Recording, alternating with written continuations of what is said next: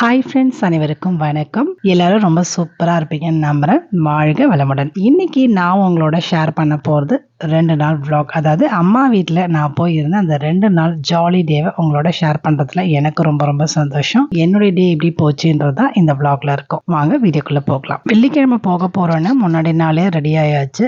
அதனால காலங்காத்தாலே எழுந்திருச்சு முதல் வேலையா வாசல்லாம் தெளிச்சு கோலம் போட்டு கடகடன்னு டிஃபனும் செஞ்சுட்டேன். ஏன்னா இப்ப ஸ்கூல் லீவுங்கிறதுனால பசங்களுமே காலையில எழுந்துட்டாங்க. ஸ்கூல் இருக்கும்போது தாங்க காலையில எழுந்திருக்க மாட்டாங்க. ஆனா லீவ் விட்டா சொல்லவே தேவையில்ல, எழுப்பாமலே எழுந்துருவாங்க. அதுக்கப்புறம் காலையில எழுந்து டிஃபன் எல்லாம் சாப்பிட்டு முடிச்சுட்டு ஜாலியா கிளம்பியாச்சு. காலையிலே வீட்லயும் படிச்சு முடிச்சுட்டேன். அம்மா வீட்டுக்கு வந்துட்டு மதியம் லஞ்ச் ரெடி பண்ண ஆரம்பிச்சிட்டோம். அன்னைக்கு வெள்ளிக்கிழமைங்கிறதுனால அம்மா ரொம்ப ரொம்ப பிஸி. சாதாரணமாவே பக்திமான வெள்ளிக்கிழமை சனிக்கிழமை அப்படின்னா சொல்லவே தேவையில்ல, பயங்கர பக்தி ஆட்டமா இருக்கும். அவங்க கடகடன்னு சாமிக்கான பூஜை வேலையை அதை தான் பார்த்துட்டு இருந்தாங்க. இடையில எனக்குமே சமையலுக்கு ஹெல்ப் பண்ணிட்டு இருந்தாங்க. எந்தெந்த பொருள் எங்க இருக்கு, இது வேணுமா அது வேணுமான்னு சொல்லிட்டு எல்லாத்தையும் எடுத்து கொடுத்துட்டே இருப்பாங்க. ஸோ இன்னைக்கு இதுதான் லஞ்ச் ப்ரிப்பேர் அப்படின்னாக்கா அதுக்கான என்னென்னலாம் பொருள் வேணுங்கிறத நான் எடுத்து வைக்க சொல்லிடுவேன். அதெல்லாம் ரெடியாக என் பக்கத்தில் கொண்டு வச்சிருவாங்க. ஏன்னா நம்ம கிச்சனில் இப்போ நம்ம போனோம் அப்படின்னா அந்தந்த இடத்துல எது இருக்குன்றது நமக்கு தான் தெரியும் இல்லையா. பட் அம்மா வீட்டில் எது எங்கே இருக்குன்றது எனக்கு தெரியும். இருந்தாலுமே சில பொருட்கள்லாம் பார்த்தீங்கன்னா கொஞ்சம் தேடி தான் எடுக்கணும். ஸோ அதுக்காக நான் கஷ்டப்பட வேணாமே, நான் அம்மா கிட்டே சொல்லி இதை எடுத்து கொடுத்துருமா அப்படின்னுவேன். அவங்க எல்லாத்தையுமே ரெடி பண்ணி எனக்கு காயுமே அவங்களே சிலதெல்லாம் கட் பண்ணி ரெடியாக வச்சுட்டாங்க. அன்னைக்கு நம்ம வீட்டு கத்தி நம்ம சொல்கிற பேச்சை கேட்கும், இந்த கத்தி நம்ம சொல்கிற பேச்சையே கேட்க மாட்டேதே, நம்ம ஒரு சைடில் கட் பண்ண அது ஒரு சைடில் போகுதே அப்படின்னு சொல்லி இந்த வெங்காயத்தெல்லாம் கட் பண்ணிட்டு இருக்கும் போதே எங்கள் அம்மா இதுனா வெங்காயத்தை இப்படி அறியிற, பொடி பொடியாக அறியணும், இப்படி அறியக்கூடாது அப்படி இப்படின்னு ஏதாவது சொல்லிட்டே இருப்பாங்க. ஏன்னா அவங்க மோஸ்ட்லி யூஸ் பண்ணுறது வெறும் அருவாமனை தான். அவங்க கத்தியெல்லாம் யூஸ் பண்ணவே மாட்டாங்க. நமக்கு கூட அந்த அளவுக்கு கட் பண்ண தெரியாது. அறியாமனையில் அந்த அளவுக்கு ரொம்ப ஃபைனாக பொடியாக கட் பண்ணி வைப்பாங்க. அதுலேயும் இந்த குறிப்பாக அந்த வாழைத்தண்டு பொரியல் செய்யும்போது அந்த வாழைத்தண்டை கட் பண்ணுவாங்க பாருங்க, அந்த மாதிரி கத்தியில் கூட கட் பண்ண முடியாது. அவ்வளோ சூப்பராக நைஸாக கட் பண்ணி கொடுப்பாங்க. நானுமே நிறைய தடவை ட்ரை பண்ணியிருக்கேன் கத்தியால். ஆனால் எனக்கு அந்த அளவுக்கு பர்ஃபெக்டாக வராது. அதனால நான் நினைப்பேன் ஏதாவது ஒன்று சொல்லுவாங்கன்னு. ஒருவேளை நமக்கு வயசானாலும் நம்மளும் இப்படி தான் சொல்லுவோமோ அப்படின்னு சில நேரங்களில் நானும் நினைக்கிறது உண்டு. என்ன பண்ணுறது, நூலை போல சேலை அம்மாவை போல பொண்ணுன்னு சொல்லுவாங்களே, அந்த மாதிரி தான். ஒரு வழியாக சமையல்லாம் முடிச்சிட்டோம். அன்னைக்கான சமையல் ஆல்ரெடி சொல்லிட்டேன். சாம்பார், உருளைக்கிழங்கு. பசங்களுக்கு ஃபேவரட் உருளைக்கிழங்கு தான். அங்கே போனாலும் அதே வேலை தான் நடந்துச்சு. மதிய லஞ்சை சூப்பராக முடிச்சிட்டோம். இன்னைக்கு இன்னொரு பிளானும் இருந்துச்சு. ரொம்ப நாள் ஆச்சு ஃப்ரெண்ட்ஸுங்களை பார்த்து அப்படின்னு சொல்லிட்டு போன உடனே பக்கத்துலேயே ஒரு ஃப்ரெண்ட் இருக்கு, அவங்கள வர சொல்லிடுவேன். நான் ஊருக்கு வரப்போகிறேன் அப்படின்னாலே முன்னாடி நாளே ஃபோன் பண்ணி நாளைக்கு நான் ஊருக்கு வரப்போகிறேன் அப்படின்னு சொல்லிடுவேன். நான் வந்த உடனே என் ஃப்ரெண்டு என்னை பார்த்துருவான். எங்கள் ஸ்கூல் டேஸில் நாங்கள் 4 பேர் ஃப்ரெண்டு, ரொம்ப ரொம்ப திக் ஃப்ரெண்டு. அதில் பார்த்தீங்கன்னா ஒரு ஃப்ரெண்டு அன்ஃபார்ச்சுனேட்லி இறந்துட்டா. ஸோ அது ரொம்ப ரொம்ப எங்களுக்கு வருத்தமான ஒரு விஷயம். கிட்டத்தட்ட 10 வருஷம் ஆயிடுச்சு. இன்னமுமே அந்த ஸ்கூல் டேஸில் நாங்கள் பேசுனது, ஜாலியாக விளையாடுனது எல்லாமே ஞாபகத்தில் இருக்குது. இப்போதைக்கு நாங்கள் 3 பேர் ரொம்ப ரொம்ப திக் ஃப்ரெண்ட்ஸு. ஒவ்வொரு இடத்துலையும் ஒவ்வொரு ஃப்ரெண்ட்ஷிப் நமக்கு கிடைக்கும். பட் ஸ்கூல் டேஸ் ஃப்ரெண்ட்ஸ் அப்படிங்கும்போது அதை கடைசி வரைக்குமே மறக்க முடியாது. அதில் நாங்கள் கண்டினியூ பண்ணுறது அப்படின்னும் போது கல்யாணத்துக்கு அப்புறமும் ரொம்ப ரொம்ப பெருமையாகவும் சந்தோஷமாகவும் இருக்குது. இப்போ வரைக்குமே அதை கண்டினியூ பண்ணிட்டு தான் இருக்கோம். அன்னைக்கு அவங்க வீட்டுக்கு போகணும்னு சொல்லி முடிவு பண்ணி என் ஃப்ரெண்டுக்கே தெரியாது. நாங்கள் 2 பேரும் கிளம்பிட்டு சஸ்பென்ஸாக போனோம். இது அவங்களுடைய வீடு. கீழே கம்பெனி இருக்கு, மேலே வீடு இருக்குது. கம்பெனிலாம் சுற்றி பார்த்துக்கிட்டே இருந்தோம். அந்த மெஷினரிஸ் அது எப்படி ஒர்க் பண்ணுது, இது என்ன ரா மெட்டீரியல்ஸ், அதை போட்டால் எப்படி இந்த மாதிரி ஒரு கவராக வருது அப்படிங்கிறத எல்லாத்தையுமே டீட்டெயிலாக அவங்க ஹஸ்பண்ட் சொன்னாங்க. ஸோ எல்லாத்தையுமே ரொம்ப ஆச்சரியமாக பார்த்துட்டு இருந்தேன். அதே மாதிரி இந்த பிளாக் கலர் க்ரோ பேக்லாம் இருக்கும் இல்லையா, அந்த நர்சரியிலலாம் கொடுப்பாங்க பாருங்கள் செடி வச்சு, அந்த மாதிரி பேக்ஸுமே இவங்களே மேனுஃபேக்சர் பண்ணுறாங்க. ஸோ சின்ன பேக்கெட்டில் இருந்து ஒரு 10 kg வரைக்குமே இந்த சைஸுக்கு ஏற்ற மாதிரி உங்களுக்கு இருக்கு. இப்போ நான் காட்டிட்டு இருக்கிறது ஒரு சாம்பிள் பேக் மாதிரி இருக்கும். இதுவுமே பார்த்தீங்கன்னா செடி வைக்கிறது தான். ஸோ ஒரு சாம்பிள் மாதிரி செஞ்சுருக்காங்க. ஸோ எல்லாத்தையும் பார்த்தேன், ரொம்ப சந்தோஷமாக இருந்தது. ஒரு 10 நிமிஷம் எங்களால் அங்கே நிற்க முடியல. ஆனால் ஹஸ்பண்ட் அண்ட் ஒய்ஃப் 2 பேருமே அவங்க தான் பார்த்துக்கிறாங்க ஃபுல் அண்ட் ஃபுல். செம்ம புழுக்கமாக இருந்தது, செம்ம ஹார்ட் ஒர்க்கும் கூட. வீட்டுக்கு போகும்போது கொஞ்சம் க்ரோ பேக்ஸ் இந்த பேக்கேஜஸ்லாம் எங்களுக்குமே கொடுத்தாங்க.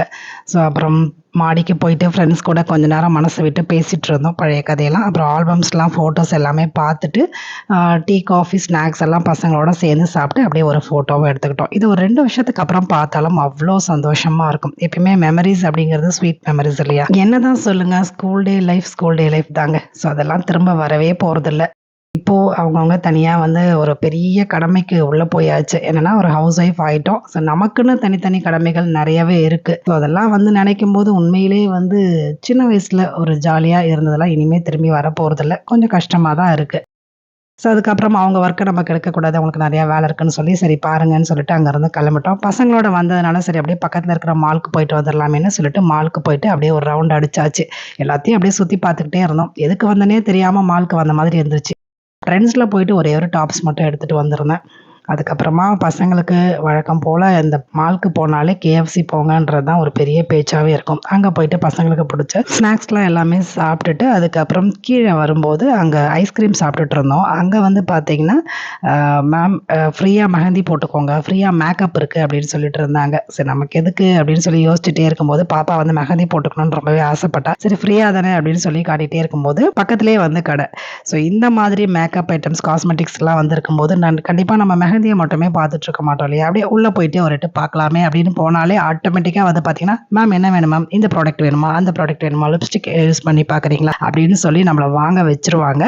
இது ஒரு பிஸ்னஸ் ட்ரிக்ஸ்ன்னு தான் சொல்லணும். ஸோ இந்த மாதிரிலாம் வந்து பார்த்தீங்கன்னா ஃப்ரீ அப்படின்னாலே கண்டிப்பாக நம்ம போனால் அதில் கண்டிப்பாக ஏதோ ஒரு விஷயம் இருக்கும் அப்படின்னு நம்ம கண்டிப்பாக யோசிக்கணும்.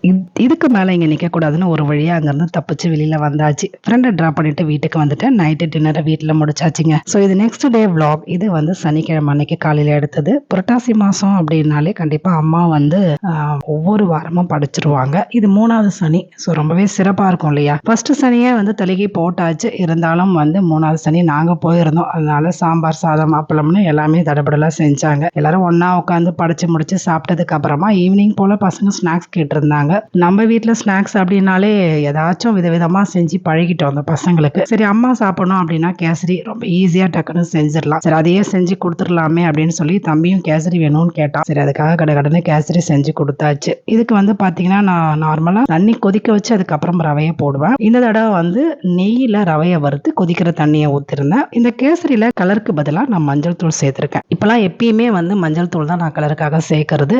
ஏன்னா கலர் பவுடர் யூஸ் பண்ணியே கிட்டத்தட்ட 5 வருஷத்துக்கு மேலே ஆயிடுச்சு. அதெல்லாம் வந்து யூஸ் பண்ணுறது எப்பயும் நாங்கள் பேன் பண்ணிட்டோம். அதே மாதிரி வெள்ளை சர்க்கரையும் தான். பட் அம்மா வீட்டில் அப்படிலாம் கிடையாது. இன்னமும் அதே வெள்ளை சர்க்கரை இதெல்லாம் யூஸ் பண்ணிக்கிட்டு தான் இருக்காங்க. சில பேர் வந்து பார்த்தீங்கன்னா அந்த காலத்து மனுஷங்க நம்ம எது சொன்னாலுமே வந்து சிலதெல்லாம் அவ்வளோ சீக்கிரத்தில் மாற்றிக்க மாட்டாங்க. நாட்டு சக்கரை போட்டு டீ குடிமா அப்படின்னு சொன்னாலும் கேட்க போகிறதில்ல. அவங்களுக்கு இந்த சக்கரை போட்டாதான் ஸ்வீட் இருக்கும் அப்படிங்கிற மாதிரி அவங்களுக்கு ஒரு ஃபீல். சரி அவங்க விருப்பத்துக்கு ஏற்ற மாதிரி இருக்கட்டுமே அப்படின்னு சொல்லி அவங்களுக்கு ஏற்ற மாதிரியே செஞ்சாச்சு. கேசரி சூப்பராகவே வந்திருந்தது. இதில் வந்து டேஸ்ட்டுக்காக லைட்டாக ஒரு சிட்டிகை உப்பு கலந்து இந்த கன்சிஸ்டன்சியில் இறக்கிட்டோம் அப்படின்னா ஒரு 5 நிமிஷத்தில் நம்ம சாப்பிட்ற பதத்துக்கு வந்துடும். இந்த கேசரியில் முந்திரி திராட்சை எதுவுமே நான் சேர்த்துருக்க மாட்டேன். ஏன்னா இந்த முந்திரி திராட்சை போட்டாலே என் பசங்க தூக்கி ஓரமாக வச்சிருவாங்க. வேஸ்ட் ஆக்கிறதுக்கு பதிலாக இப்படியே செஞ்சு கொடுத்தா சுட சுட சூப்பராக சாப்பிட்ருவாங்க. அதனால் நான் போடலை. அவங்களும் அப்படியே சாப்பிட்டுட்டாங்க. சுட சுட சாப்பிடும்போது சூப்பராகவே இருக்கும்.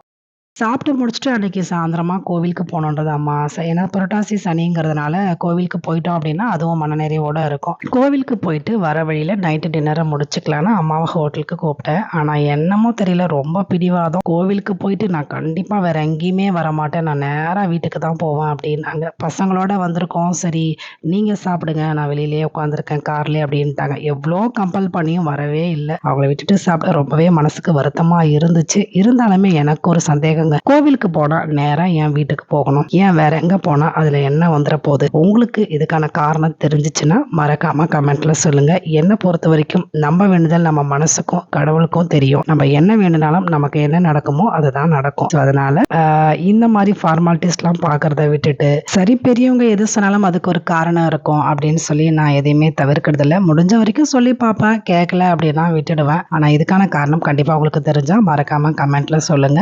பட் எவ்வளோ கூப்பிட்டும் கம்பல் பண்ணி வரலை. ஒரு வழியாக நாங்கள் மட்டும் சாப்பிட்டுட்டு அம்மா எனக்கு பார்சல் வாங்கிட்டு வந்துடுங்க அப்படின்னு சொல்லிட்டாங்க. அதனால் அவங்களுக்கு சப்பாத்தியும் கிரேவியும் பார்சல் வாங்கிட்டு வந்து கொடுத்தாச்சு. ஸோ அந்த திருப்தி இருக்கே அப்படின்னு சொல்லிட்டு வீட்டுக்கு வந்தாச்சு. ஸோ அன்னைக்கு டே 2 நாள் ரொம்ப ரொம்ப சூப்பராக போச்சுங்க.